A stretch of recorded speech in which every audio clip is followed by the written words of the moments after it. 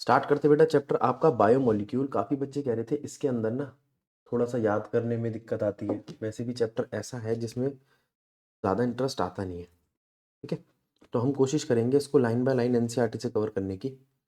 तो पहले एनसीईआरटी खोल लेते हैं। चैप्टर का नाम ही बायोमोलिक्यूल है। बायोमोलिक्यूल वो होते हैं जो किसी तरीके का बायोलॉजिकल फंक्शन करे।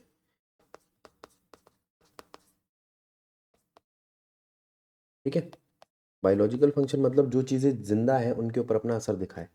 ठीक है, ज़्यादातर हम ये मान के चलते हैं कि ये न्यूट्रिशन से रिलेटेड चीज़ें हैं। तो हमने अपने न्यूट्रिशन को 3 हिस्सों में देखा। एक, एनर्जी गिविंग फूड।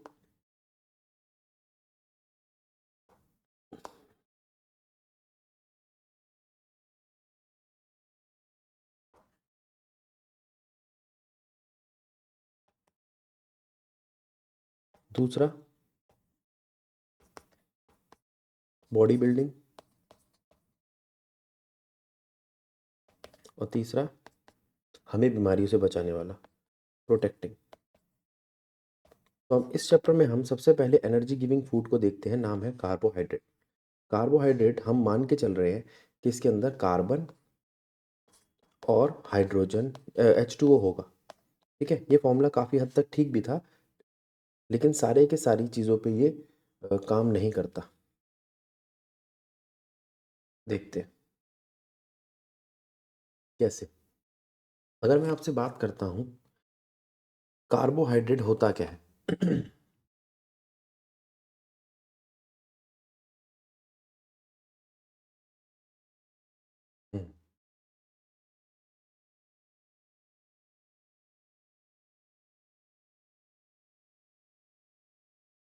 1 मिनट बस। अब ठीक है। अब अगर मैं आपसे बात करता हूँ कि कार्बोहाइड्रेट क्या होता है, तो कार्बोहाइड्रेट जब हमने पहले देखा था तो वहाँ पे ज़्यादातर चीज़ें हमें देखने को मिली थी, शुगर, ग्लूकोज, स्टार्च। उनमें से सब के सब लगभग इस फॉर्मूले को मानते थे। लेकिन कुछ चीज़ें ऐसी है जो इस फॉर्मूले को मानती है, इस फॉर्मूले में तो फिट होती है, लेकिन वो नहीं है, हमें एनर्जी नहीं देती, एनर्जी गिविंग फूड नहीं है। ठीक है, फिर उसके बाद हमने एक आसान सी डेफिनेशन बनाई, उस पर ध्यान दो। द कार्बोहाइड्रेट में be defined as optically active polyhydroxy aldehyde और कीटोन और compound which produce such unit on hydrolysis. पहली बात, ऑप्टिकली एक्टिव। अब ध्यान देना और समझना, ऑप्टिकली एक्टिव। फिर कार्बोनाइल होने चाहिए वो, यानी कि एल्डिहाइड या कीटोन।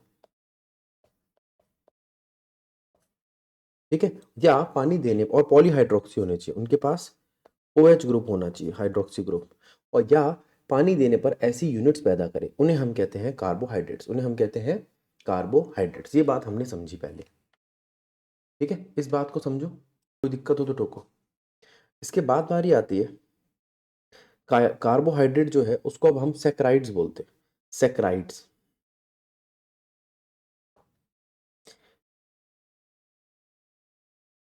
ये रहे, the most common sugar used in our home is named as sucrose, whereas the sugar present in milk is known as lactose, और इनको हम कहते हैं सैकराइड्स।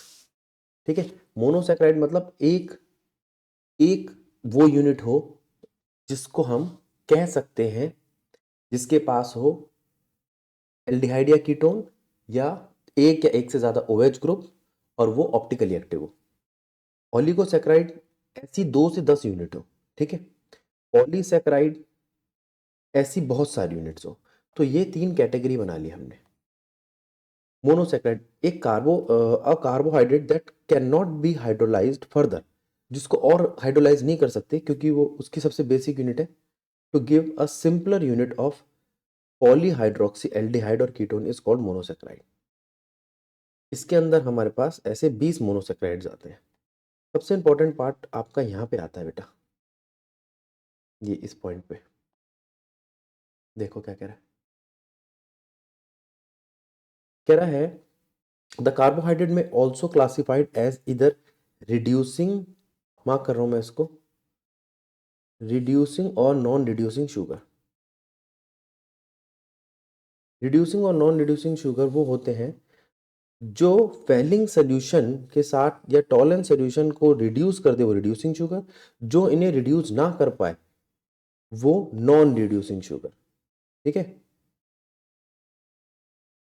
अब वो क्या कह रहा है, ऑल मोनोसेक्राइड्स वेदर एल्डोज और कीटोज are reducing sugar.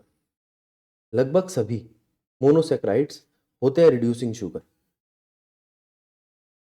In disaccharide if reducing group of monosaccharide aldehyde या कीटोन बंध जाता है, बॉन्डेड हो जाता है, these are non reducing sugar.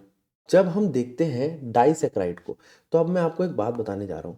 मान लीजिए आपके पास ऐसा कोई मोनोसेक्राइड है, सुनना और समझना इस बात को। ये आपके पास एक मोनोसेक्राइड है,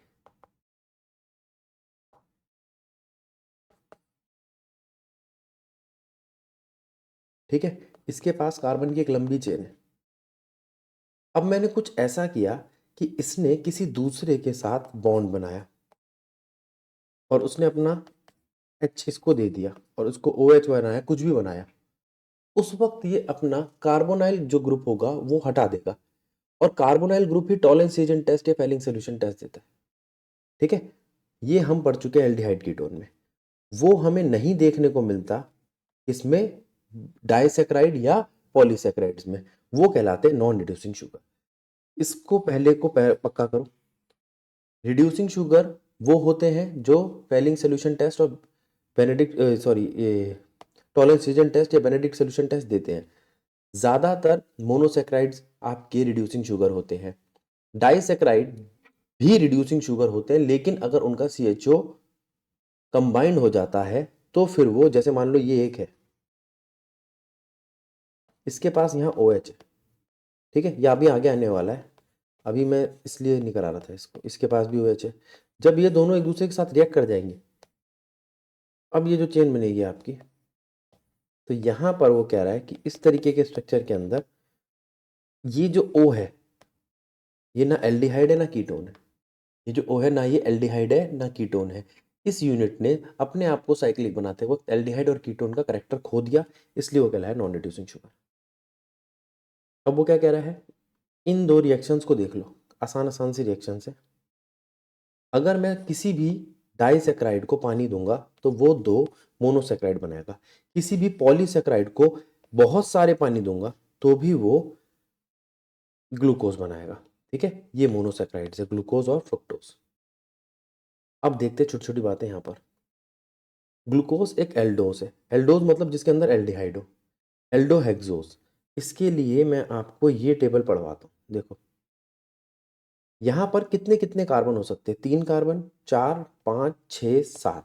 अगर 3 कार्बन होंगे तो उसको हम बोलेंगे ट्रायोस, 4 कार्बन वाले को टेट्रोस, 5 कार्बन वाले को पेंटोस, 6 कार्बन वाले को हेक्सोस, 7 वाले को हेप्टोस।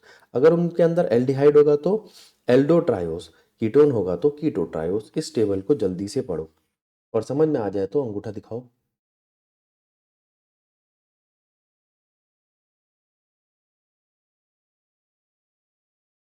चलिए अब इधर आ जाओ।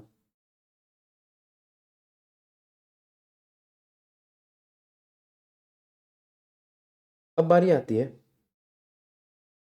इस बात की। वो कह रहा है ग्लूकोज, बात पे ध्यान देना बेटा, ग्लूकोज एक हेक्सोस, एल्डोहेक्सोस है। इसको डेक्सट्रोज के नाम से भी जाना जाता है। डेक्स्ट्रो रोटेटरी डेक्सट्रोज, लेवो रोटेटरी। ये डेक्स्ट्रो यहाँ पर आपकी स्टीरियो केमिस्ट्री को समझा रहा है। डेक्स्ट्रो का मतलब होता है राइट रोटेटरी, लेवो का मतलब होता है left rotatory. It is monomer of many large carbohydrate namely starch, cellulose वगैरह वगैरह। ये मोनोमर है जो आगे जाके बड़े बड़े पॉलीसेक्राइड्स बनाता है, सेल्यूलोज, स्टार्च वगैरह वगैरह। ठीक है, अब वो कह रहा है इसका मॉलिक्यूलर फॉर्मूला होता है C6H6, बिल्कुल ठीक है। अब मैं इसको हर तरीके से दिखा रहा हूँ आपको, देखो अगर मैं यहाँ पर ये देखता हूँ CHO,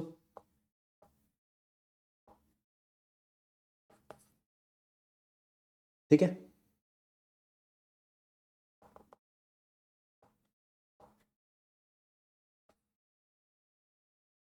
और उसके साथ 4 ये और 1 ये। आपको क्या याद रखना है, ये 4 सेकेंडरी अल्कोहल है, 4 सेकेंडरी अल्कोहल, ये 1 प्राइमरी अल्कोहल है, और ये है आपका एल्डिहाइड।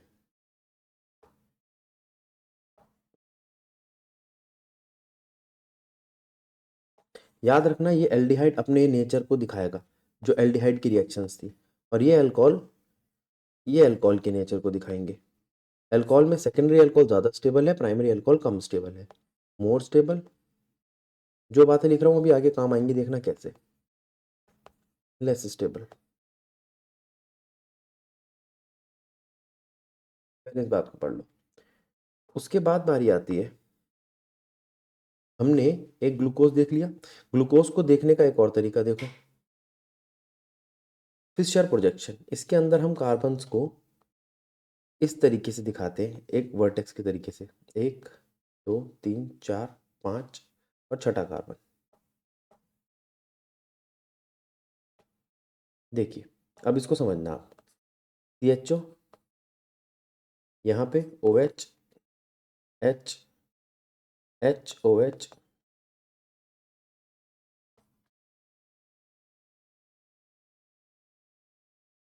अब साफ दिखाई दे रहा है कितने सेकेंडरी अल्कोहल है, कितने प्राइमरी अल्कोहल है, और एल्डिहाइड क्या कर रहा है।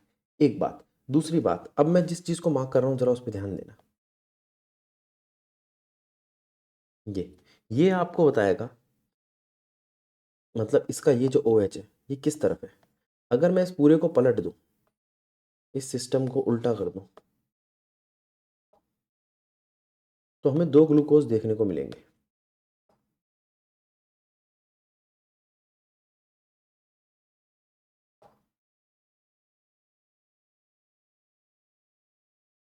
ठीक है,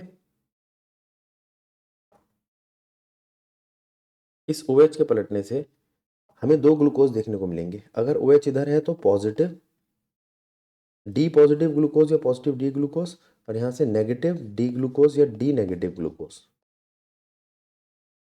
अब ध्यान रखना, सिर्फ जो डी पॉजिटिव ग्लूकोज है या पॉजिटिव डी ग्लूकोज है, सिर्फ वही साइक्लिक बना पाएंगे। ये देखिए,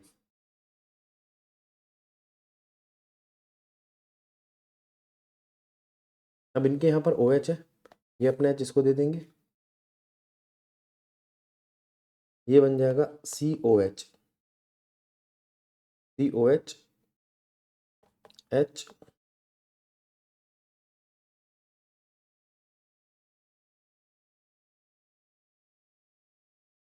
CH2OH, कार्बन देखो, 1 2 3 4 5 6। ठीक है, दूसरी बात, अब फिर से इस OH और H से पता चलेगा कि ये अल्फा है कि बीटा। और जब मैं अल्फा बीटा की बात करूंगा, अल्फा पॉजिटिव डी ग्लूकोज, अगर OH अंदर है, और अगर OH बाहर है तो बीटा पॉजिटिव डी ग्लूकोज। इनको हम बोलते हैं एनोमर्स। क्या बोलते हैं, अल्फा और बीटा को बोलते हैं हम एनोमर्स। अगर ये OH बाहर होगा, मैं बना के दिखाता हूं आपको,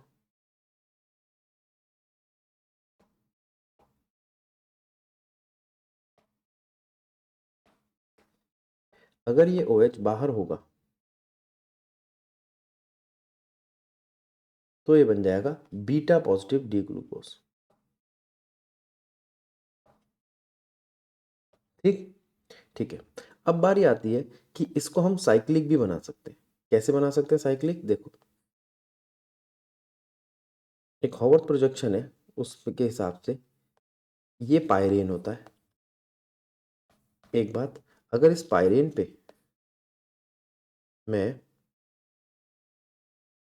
सारे के सारे कार्बन खोल दूं, तो ये बनता है पहला कार्बन, और चलते चलते ये बनता है पांचवा कार्बन। अब मैं इस पे आपको लगा के दिखाता हूँ।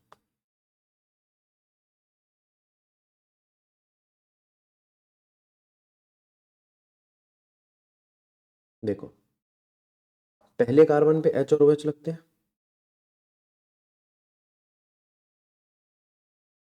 पहला कार्बन इंपॉर्टेंट है, चौथा कार्बन इंपॉर्टेंट है, और ये आपका छठा कार्बन हो गया। ठीक है, ऐसा हो सकता है OH नीचे हो, या ऐसा हो सकता है OH ऊपर हो। तो अब यहाँ से पता चलेगा कि अल्फा है या बीटा। आओ इसको एनसीईआरटी पे देखते हैं। अच्छा, एनसीईआरटी ने रिएक्शंस भी चालू कर दी, मैं सिर्फ स्ट्रक्चर पे ही था। देखो, अब इस बात को समझो, क्या हमें ये समझ में आ गई? अब वो कह रहा है प्रोलोंग हीटिंग। अगर मैं HI के साथ इसको हीट करता हूँ तो वो सारे ऑक्सीजन को हटा के इसका रिडक्शन कर देती है, एक बात। और रिडक्शन करने पे हमें मिलता है नॉर्मल हेक्सेन। रिडक्शन करने पे हमें क्या मिलता है? Normal hexane. Glucose react with hydroxyl amine. अब इसको मैं आपको समझाता हूँ, फिर इस स्ट्रक्चर को समझाऊंगा। स्ट्रक्चर पे दोबारा आ रहा हूँ बेटा, पहले आप इसको समझ लो। अगर मैं आपको ग्लूकोज दिखाता हूँ, CHO,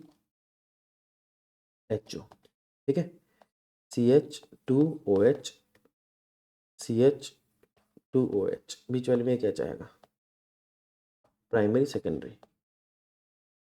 अगर मैं इसको रिएक्ट करा रहा हूँ किसी ऐसी चीज़ से जैसे NH2, तो ये रिएक्शन हमने देखी हुई है कि ये H2O ले जाएगा। ठीक है, ये एल्डिहाइड की रिएक्शन है। जो कंपाउंड बनेगा वो बनेगा C double bonded N, NH2, CHOH, whole tetra, CH2OH। इस बात को समझो। एक बात,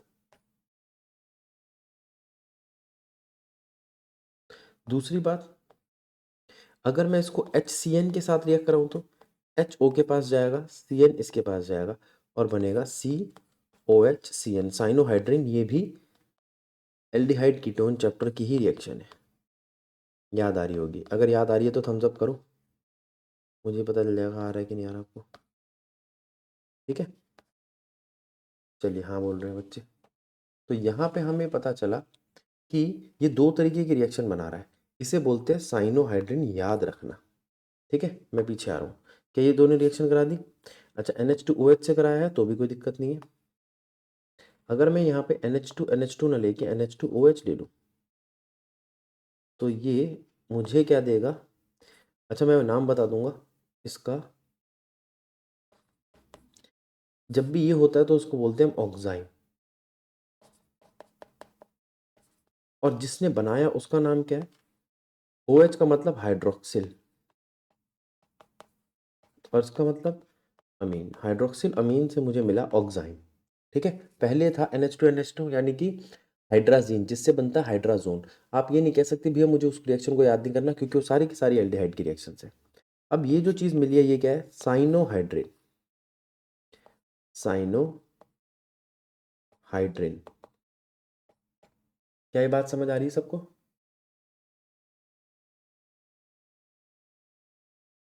चलिए, फिर से अंगूठे आने लग गए। तो ऑक्साइन समझ आ गया, ये समझ आ गया, ये समझ आ गया। अब अगर मैं आपसे कहूँ कि यहाँ पे इसको देखिए आप, और इसका ऑक्सीडेशन कर दीजिए। किससे ऑक्सीडेशन करूँ? ब्रोमीन वाटर से। तो ये आपको क्या देगा? COOH, CHOH, होल टेट्रा, और CH2OH। ये क्या था? ग्लूकोज। इससे मुझे क्या मिला?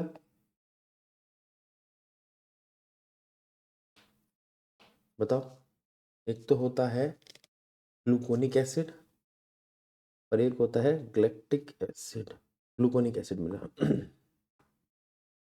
Gluconic acid.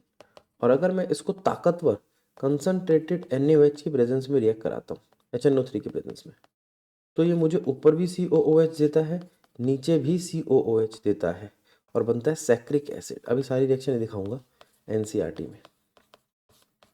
ठीक है, अगर आपने कहा कि भैया मैंने इसको ये नहीं दिया, इसकी बजाय मैंने इसको दे दिया एसिडिक एनहाइड्राइड, देखना ज़रा,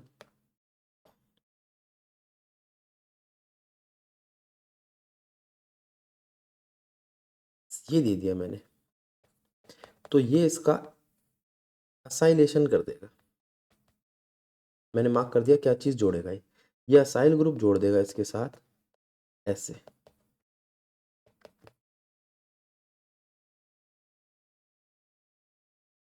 समझो।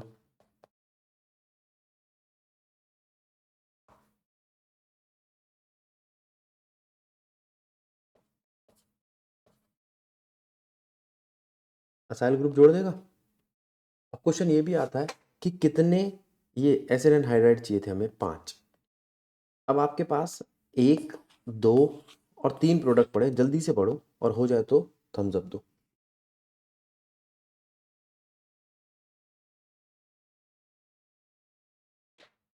दिव्रूप बात समझ आ रही है?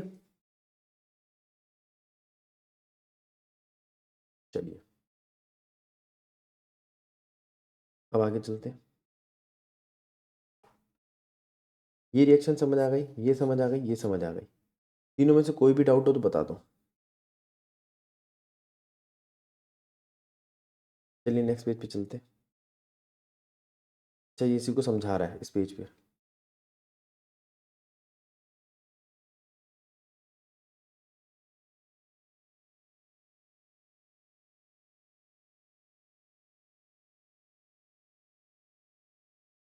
Acetylation. Acetylation of glucose with acetic anhydride gives glucose pentaacetate which forms the presence of 5-OH group. Since it exists a stable compound, 5-OH group should be attached to the different carbon. हो गया। फिर हमने इसका hydrolysis दिखाया। ठीक है, फिर ये स्ट्रक्चर स्टार्ट हो गए। अब स्ट्रक्चर में इस स्ट्रक्चर को ध्यान दो। OH अगर इधर है तो पॉजिटिव, OH अगर इधर है तो नेगेटिव। ठीक है, 3 कार्बन वाले को कहते हैं ग्लिसरल एल्डिहाइड। ठीक है, याद रखना। आ जाओ।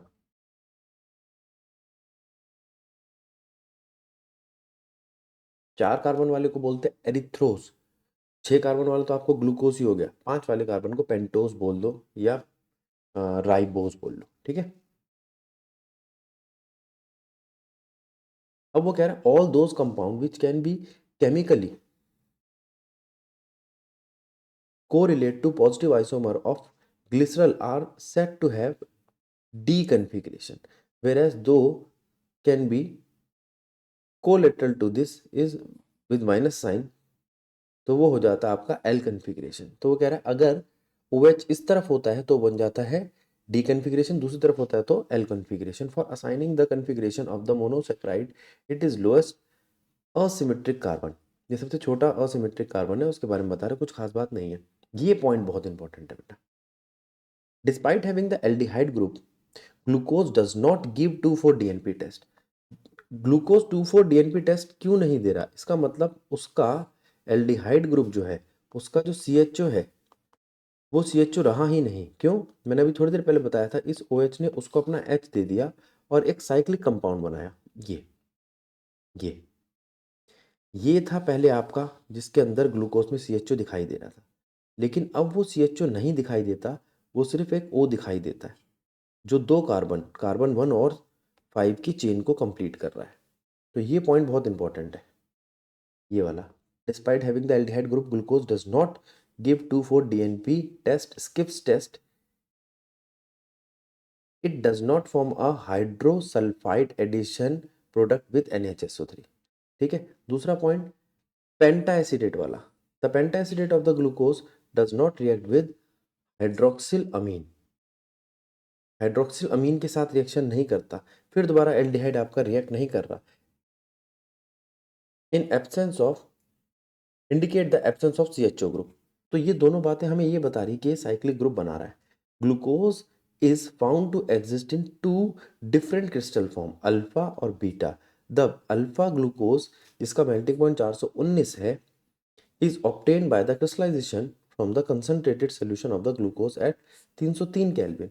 और बीटा, जिसका मेल्टिंग पॉइंट इतना है, उसको भी हम क्रिस्टलाइजेशन से लेते हैं from the hot saturated aqua solution of 371 kelvin. इस पूरे पैराग्राफ को अभी के अभी पढ़ के लर्न करो, इसमें समझाने की चीज़ें कम है, टर्म्स है, जल्दी याद।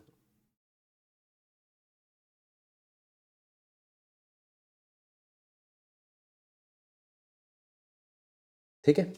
अब वो नीचे पैराग्राफ में क्या कह रहा है, कह रहा है ऐसा बिहेवियर खुली चेन से तो दिखाया जाता नहीं है, इसका मतलब यहाँ पे बॉन्डिंग हुई है, वो मैं आपको समझा चुका हूँ। इस पे मैं इंपॉर्टेंट लिख रहा हूँ, अभी जब मैं भेजूंगा तो ये स्लाइड आपको ज़रूर याद करनी है, इससे आपके असर्शन रीजन आ सकते हैं। ठीक, आगे चलते हैं। आ गया वो जो मैंने आपको बताया था, एनोमर्स, पायरेनोज स्ट्रक्चर पायरेन से बना है। अभी एक और चीज़ आएगी, फ्यूरेन, वो फ्रुक्टोज के लिए होगा। ठीक है, अब इन दोनों स्ट्रक्चर्स को आपको याद रखना है, अल्फा और बीटा को। मैं इनको बड़ा कर रहा हूँ और ज़रा देखो अल्फा और बीटा में क्या है। यहाँ पर आपको देखने को मिलता है साफ साफ OH नीचे है, बाकी कोई चेंज नहीं है। अब ज़रा इसको देखना बीटा को, इसमें OH ऊपर है। ठीक है, अल्फा और बीटा का चेंज मैंने आपको बता दिया। ठीक है, अगर ये बात समझ आ गई हो तो बताओ। छठा कार्बन CH2H लेकर बैठा है, कोई दिक्कत नहीं है, दोनों में सेम है। ठीक है, हम जब लिंकेज की बात करेंगे 1 और 4 की लिंकेज की बात करेंगे, 1 और 4 की लिंकेज की बात करेंगे, याद रखना। ठीक है, चलिए। अब वो कहता है the structure of fructose, structure है। अब जो फ्रुक्टोज की बात करें तो उसके अंदर एक कीटोन होता है, उसके अंदर एक कीटोन होता है। ठीक है, और उसके यहाँ पर भी OH और H होता है, लेकिन अगर OH इस तरफ होगा राइट हैंड साइड पे तो हम उसको बोलते हैं माइनस फ्रुक्टोज या नेगेटिव डी फ्रुक्टोज। ये रहे इसके स्ट्रक्चर्स। ये फ्यूरेन है इसका स्ट्रक्चर, जिसमें हमें दो इस तरीके की चेन बने दिखाई देते हैं। अल्फा कब, जब OH अंदर, बीटा कब, जब OH बाहर। याद रखो जब मैं इसका स्ट्रक्चर बनाता हूँ तो मुझे 2 और 5 की चेन देखने को मिलती है। पहले वाला CH2H ये रहा, दूसरा वाला CH2H ये रहा। ठीक है, वहाँ पर सिर्फ एक CH2H बाहर होता था छठे नंबर पे, यहाँ पर दो CH2H बाहर होते हैं फर्स्ट और सिक्स पे। वहाँ की चेन चलती थी 1 और 4 की, यहाँ की चेन चलती है 2 और 5 की। ठीक है, ग्लूकोज फ्रुक्टोज हमारा तैयार हो गया। Alpha D negative fructose, beta D negative fructose. Beta और अल्फा डिसाइड कौन करता है, इसको मैं हरे कलर के मार्कर से OH को मार्क कर रहा हूँ। OH नीचे है तो अल्फा, OH ऊपर है तो बीटा। याद रखना ये बीटा फ्रुक्टोज ही है जो अपने आप को दो तरीके से रोटेट करता है। ये ऊपर से नीचे भी फ्लिप करता है और ऐसे भी घूमता है, इसे कहते हैं म्यूटा रोटेशन। बहुत इंपॉर्टेंट है, म्यूचुअल रोटेशन, म्यूटा रोटेशन। ठीक है, म्यूटा रोटेशन करता है और अपनी साइड बदल लेता है और बनाता क्या है, जुड़कर सैकराइड। मैं आपको करके दिखा रहा हूँ, देखो आपको ये दिखाई दे रहा है, ये दिखाई दे रहा है, देखना जो ये वाला है, जो राइट मोस्ट साइड पे है वो उसका असली स्ट्रक्चर है, और जो लेफ्ट मोस्ट साइड पे है वो उसके म्यूटा रोटेशन के बाद आया है। ये असलियत में इससे इसमें कन्वर्ट हुआ है। ये जो था ना आपका बीटा डी फ्रुक्टोज, इससे ये इसमें कन्वर्ट हुआ है। तो अब देखो, अब 2 इधर है, अब 2 इधर है, 5 इधर है। तो कोई तुमसे पूछे सुक्रोज में किस तरीके की लिंकेज होती है जी, ग्लाइकोसिडिक लिंकेज होती है। किसके बीच में होती है, ग्लूकोज और फ्रुक्टोज के बीच में, alpha D glucose beta D fructose के बीच में। कौन कौन से कार्बन के बीच में, 1 और 2। 1 होता है ग्लूकोज का, 2 होता है फ्रुक्टोज का, याद रहेगा। इसमें जो इंपॉर्टेंट बात समझने वाली है, एक तो ये पैरा पढ़ लेना, ये बात समझने वाली इन्वर्ट शुगर, इस पे क्वेश्चन आता है। Sucrose is dextro rotatory but after hydrolysis, sucrose dextro rotatory होता है लेकिन हाइड्रोलिसिस के बाद वो ग्लूकोज, डेक्स्ट्रो रोटेटरी ग्लूकोज और लेवो रोटेटरी फ्रुक्टोज देता है। सिंस द लेवो रोटेटरी फ्रुक्टोज जो होता है वो जीत जाता है, यानी कि मोर ज़्यादा होता है डेक्स्ट्रो रोटेटरी ग्लूकोज से, तो जो मिक्सचर होता है वो लेवो रोटेटरी हो जाता है। Thus hydrolysis of sucrose bring about a change in sign of rotation, इसलिए इसको कहते हैं इन्वर्ट शुगर। जल्दी से बताओ क्या इन्वर्ट शुगर समझ आया।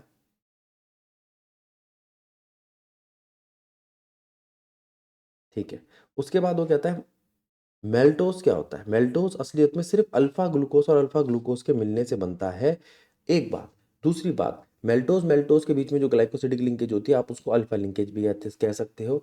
तीसरी बात, यहाँ पे जो लिंकेज होती है वो पहले कार्बन और चौथे कार्बन के बीच में होती है। ठीक है। लैक्टोज जो होता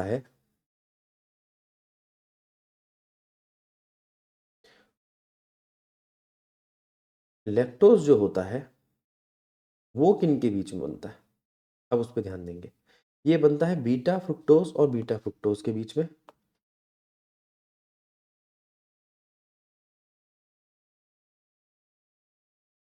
इसे बीटा लिंकेज भी कहते हैं, ठीक है, होती ग्लाइकोसिडिक लिंकेज ही है। अब बारी आती है पॉलीसैकेराइड्स की। पॉलीसैकेराइड मतलब एक से ज्यादा सैकेराइड्स, जैसे स्टार्च। स्टार्च एक तरीके का अमाइलोस है। अमाइलोस और अमाइलोपेक्टिन के अंदर 15 से 20% स्टार्च होता है, ठीक है। Starch starch is mainly storage polysaccharides of plant. It is the most important dietary source of the human being, ठीक है। इसका हाई कंटेंट किस किस में होता है, सीरियल्स में, याद कर लेना, रूट्स में, ट्यूबर में और कुछ वेजिटेबल्स में, ठीक है। इसको हम पॉलीमर भी बोलते हैं, अल्फा ग्लूकोज का। ये दो तरीके का होता है, अमाइलोज और अमाइलोपेक्टिन। अमाइलोज वो होता है जिसमें कम मात्रा में होता है, 15 से 20% स्टार्च होगा तो अमाइलोज। अगर 80 से 85% स्टार्च होगा तो अमाइलोपेक्टिन। अमाइलोज पानी में सॉल्युबल नहीं हो, हाँ, अमाइलोज पानी में सॉल्युबल होते हैं, अमाइलोपेक्टिन पानी में सॉल्युबल नहीं होते। दोबारा बोल रहा हूँ, अमाइलोज के अंदर स्टार्च कम होता है, पानी में सॉल्युबल होते हैं। इनमें सिर्फ 1,4,1,4 लिंकेज होती है।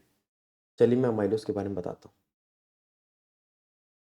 C1 C4 linkage only. पहला पॉइंट, वाटर सॉल्युबल। दूसरा point, 15 to 20% of starch only. Starch की मात्रा बहुत कम होती है, ठीक है। अमाइलोपेक्टिन में उल्टा होता है, उसमें 85% स्टार्च की मात्रा होती है, पानी में सॉल्युबल नहीं होते। और C1 C4 लिंकेज के साथ साथ एक ब्रांचिंग होती है C1 C6 की भी, पढ़ लो इस बात को। अमाइलोपेक्टिन में C1 C6 की भी ब्रांचिंग होती है। सेल्यूलोज, ये प्लांट्स में नहीं पाए जाते, ये एनिमल्स में पाए जाते हैं, नहीं सॉरी, प्लांट्स में पाए जाते हैं। ये और ज़्यादा कॉम्प्लेक्स होते हैं और इनके अंदर, जैसे अमाइलोस में अल्फा लिंकेज होती थी, इसमें बीटा लिंकेज होती है। अमाइलोस में अल्फा लिंकेज होती थी, अमाइलोज और अमाइलोपेक्टिन में, और इसमें बीटा लिंकेज होती है। अगर इसी सेल्यूलोज को मैं और कॉम्प्लेक्स कर दूंगा तो मुझे मिलेगा ग्लाइकोजन। तो जैसे था अमाइलोस, अमाइलोस से अमाइलोस सिंपल, अमाइलोपेक्टिन प्लांट्स में ज़्यादा रिजिड। अब यहाँ पर है सेल्यूलोज और उससे ज़्यादा रिजिड ग्लाइकोजन, ये एनिमल्स में, ठीक है। अब वो कह रहा है कार्बोहाइड्रेट किस काम आते हैं, बता दिया, एनर्जी गिविंग फूड है, ठीक है। अब बारी आती है प्रोटीन की, बहुत इंपॉर्टेंट पॉइंट है। इसमें मैं आपको बहुत सारी बातें बताऊंगा, इससे ज़्यादा क्वेश्चंस आते हैं। जैसे अमीनो एसिड्स, क्या होते हैं अमीनो एसिड, जहां कार्बन की चेन के एक कोने पे COOH और उसके पहले कार्बन यानी कि अल्फा कार्बन पे NH2 ग्रुप हो। COOH अपना एसिडिक रोल दिखाता है और NH2 ग्रुप अपना बेसिक रोल दिखाता है। और जब ये एक साथ ऐसा रोल दिखाते हैं तो ये अपना H आयन छोड़ता है और वो H आयन NH2 लेता है और ये बन जाता है एक ion, zwitter ion. Zwitter ion की एक खास बात है, ये एम्फोटेरिक होता है। एम्फोटेरिक का मतलब होता है जो दोनों तरीके के चीज़ें दिखाए, एसिडिक भी और बेसिक भी। अब बात आती है इनके बीच में लिंकेज की, ये किस तरीके की लिंकेज दिखाते हैं। अगर ये COOH NH2 के साथ लिंक बनाता है तो ये अपने आप को सेकेंडरी अमाइड में कन्वर्ट कर लेता है और उसको हम कहते हैं, क्या कहते हैं, इनके बीच में लिंकेज होती है पॉलीपेप्ट, नाम ही भूल गया मैं उसका, पेप्टाइड लिंकेज। हाँ, पेप्टाइड बॉन्ड या पेप्टाइड लिंकेज, ठीक है। अच्छा, अभी देखेंगे उसमें। अब वो कहता है हमारे पास किस तरीके के अमीनो एसिड्स होते हैं। अमीनो एसिड में एक बात तो ये ध्यान रखनी है, NH2 अल्फा कार्बन पे होना चाहिए। ये सारी बातें इस पैराग्राफ में लिखी है, जल्दी से एक बार इसको रीड कर लो और जो साथ में मैंने बातें लिखी है उसको रीड कर लो। आगे चलते, तो हमें यहाँ पे ज्यूटेराइन समझ में आ गया। हमें यहाँ पे पेप्टाइड लिंकेज समझ में आ गई। पेप्टाइड लिंकेज इस पेज पे दिखाने भी जा रहा हूँ मैं आपको, लीजिए। जब COOH और NH2 के बीच में लिंकेज होती है और उनमें से पानी रिलीज होता है तो जो चीज़ बनती है उसे बोलते हैं हम पेप्टाइड। और ये जो पेप्टाइड है, जब इस तरीके की लिंकेज होती है, यानी कि पेप्टाइड लिंकेज होती है, तो हमें एक बॉन्ड दिखाई देता है, पेप्टाइड बॉन्ड, पहला बॉन्ड आया और प्रोटीन का पहला स्ट्रक्चर तैयार होता है। जब ये बॉन्डिंग होने लगती है तो वो अपने आप को और घुमाने लगते हैं। हाइड्रोजन बॉन्डिंग हो गई। हाइड्रोजन बॉन्डिंग अब इनके बीच में भी होती है, CO और NH2 के बीच में।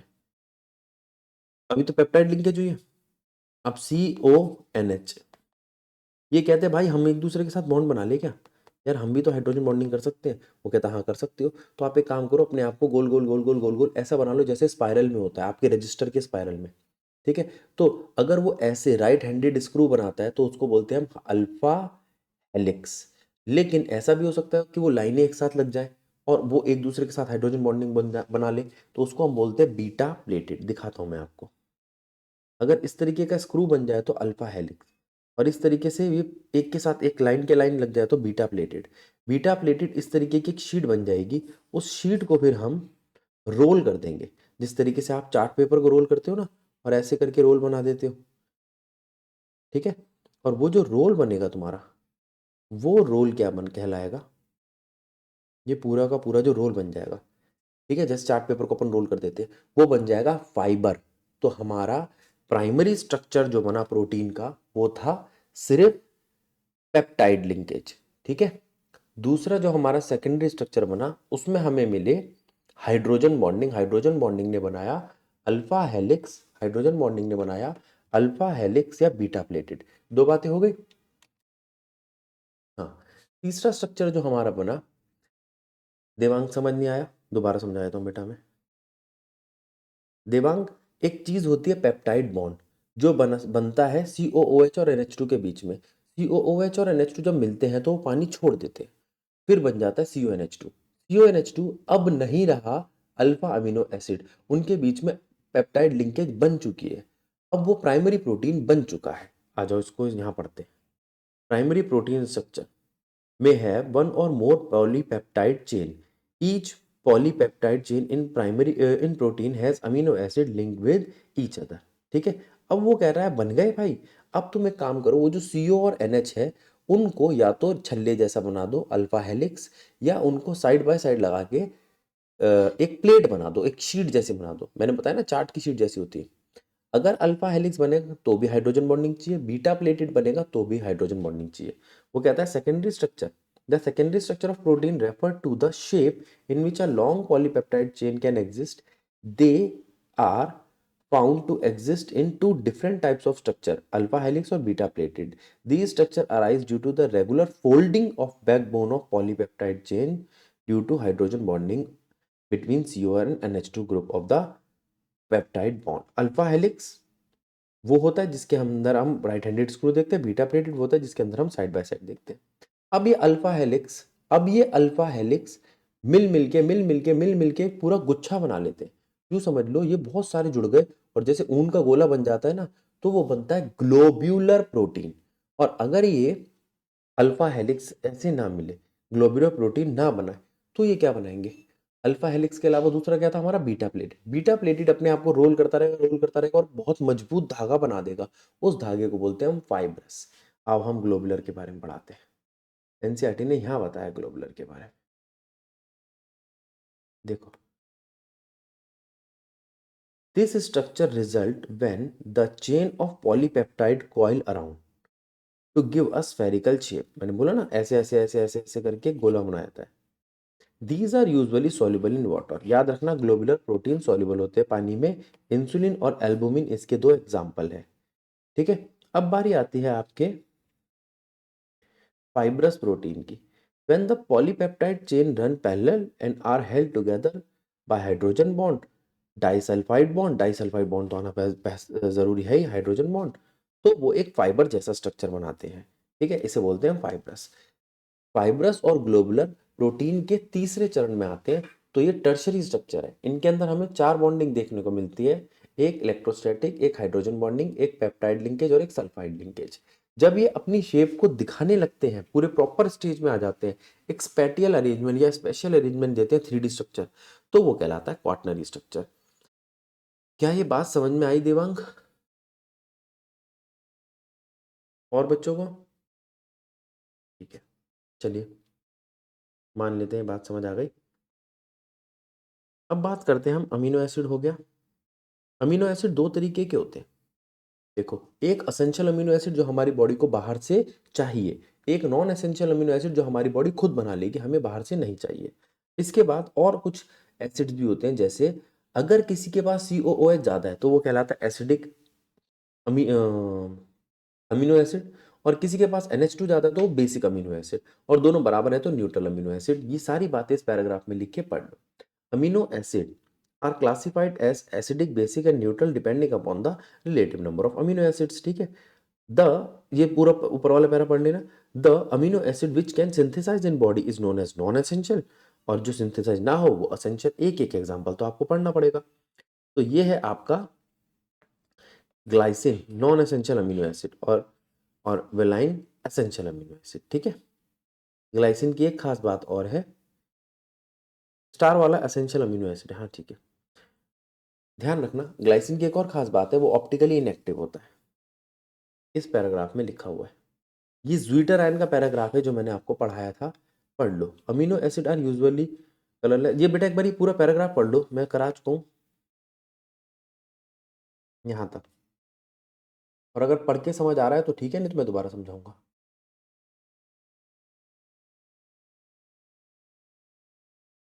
अंगूठे बनाओ,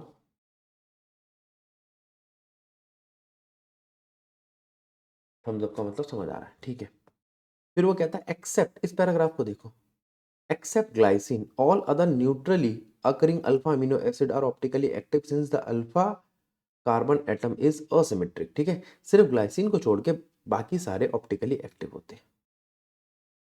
अब इसके बाद बारी आती है प्रोटीन का डीनेचुरेशन। प्रोटीन अपनी 4 स्टेजेस पे चलता है, प्राइमरी, सेकेंडरी, टर्शरी, क्वाटनरी। अगर कुछ ऐसा हो कि उसकी प्राइमरी और क्वाटनरी स्टेज तो बची रह जाए, ठीक है, प्राइमरी और क्वाटनरी स्टेज तो बची रह जाए, सेकेंडरी और टर्शरी टूट जाए, तो वो कहलाता है denaturation of protein। Protein found in biological system with a unique 3D structure and biological activities is called native protein। When a protein in its native form is subject to a physical change like change in temperature, chemical change like in pH, hydrogen bonding are distributed। Due to this, globular protein unfold and helix uncoiled। कहता है अगर मान लो किसी pH का change आ गया, temperature का change आ गया, कोई भी आसपास के एनवायरमेंटल चीज का चेंज आ गया इस तरीके की, जो उसकी कंसंट्रेशन पे असर डालते हैं, तो जो कॉइल थे वो खुल जाएंगे, ग्लोबुलर अनफोल्ड हो जाएंगे, और हेलिक्स अनकॉइल हो जाएंगे, और प्रोटीन अपना बायोलॉजिकल जो आइडेंटिटी थी वो खो देगा।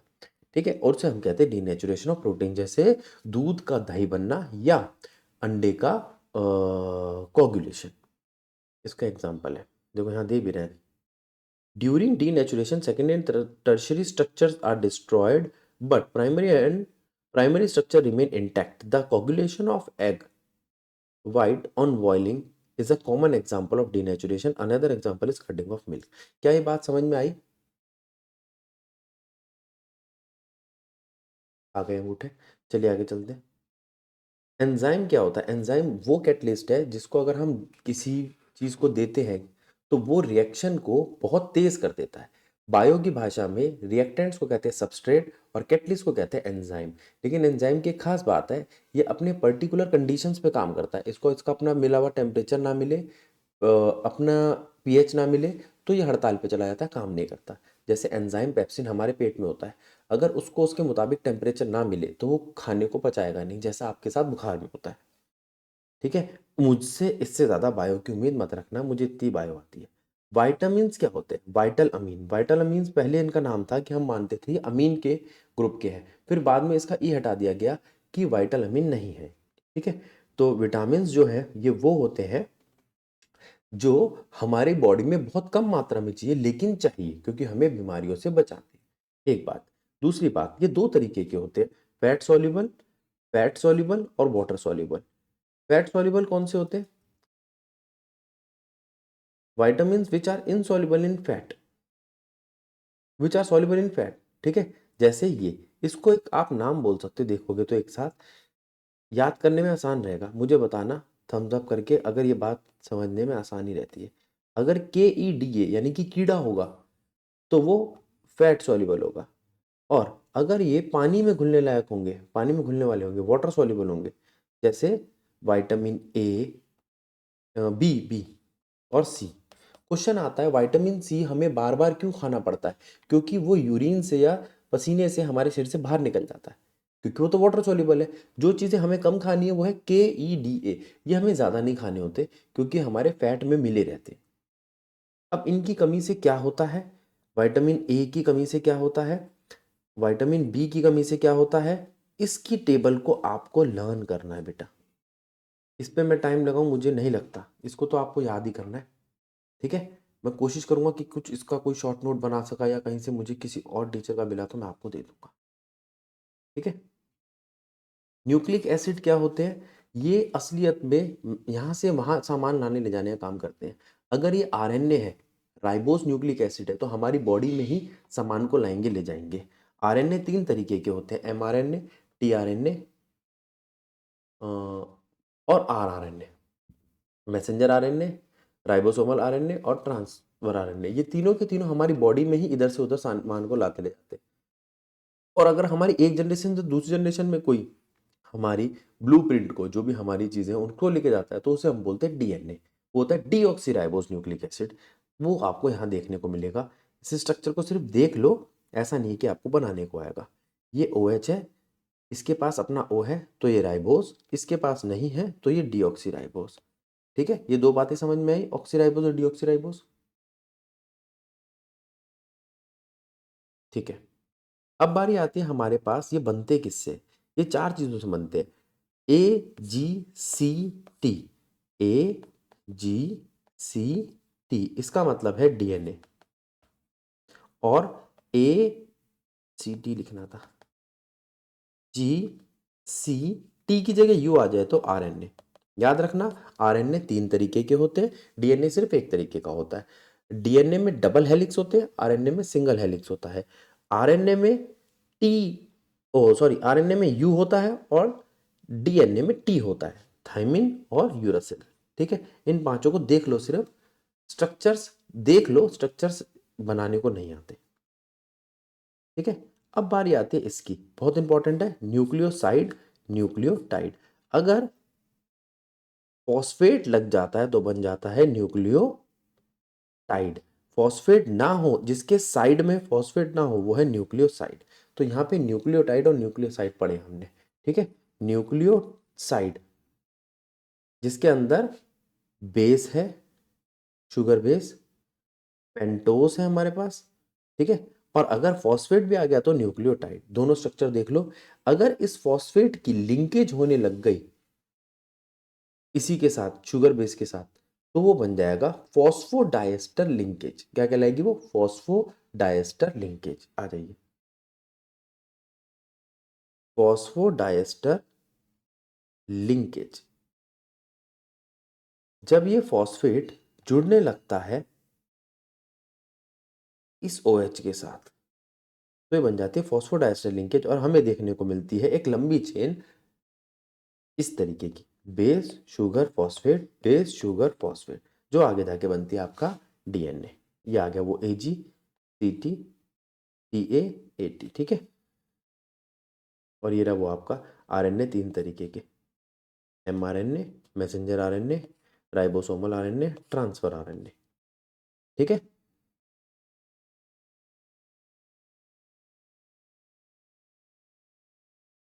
बायोलॉजिकल फंक्शन क्या होता है DNA का? DNA केमिकल बेसिस पे हेरिडिटी के, और मे बी रिगार्डेड एज